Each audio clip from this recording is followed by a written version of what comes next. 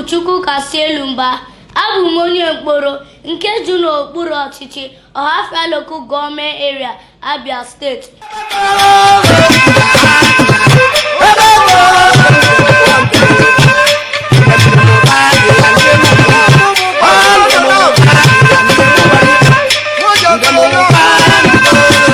Eji m ilu bịa n'ụbọchị taa.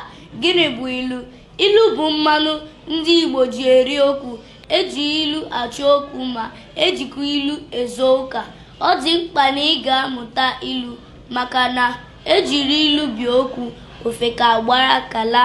Ngwa gee ntị nụrụ ilu Igbo na nghọta ha. Mgbada dara ibi bụ uru ji nta. Nke a pụtara na ọnọdụ ọjọọ nwere ndị ọ bara uru.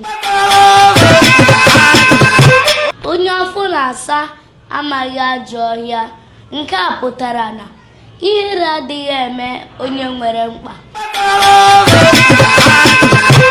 Nwata kpata akụ, okenye ejegbuo onwe ya n'ozi. Onye ị tọrọ bụrụ ọgaranya, ị bụrụ odibo ya.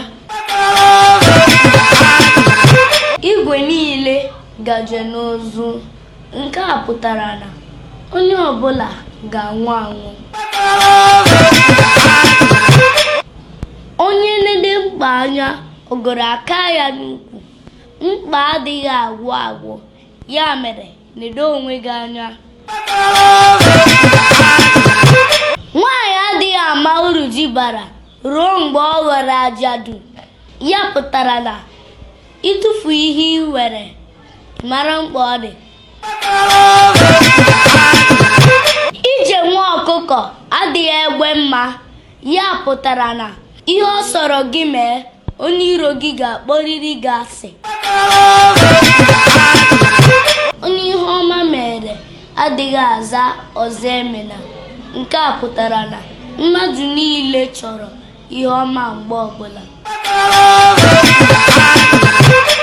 Wete na-aka mma n'aka ọgọ. Ya pụtara na oriri ka mma na-akpọ onye ọzọ. Were ire gị gwa eze gị ọnụ, were aka gị dụọ onwe gị ọdụ.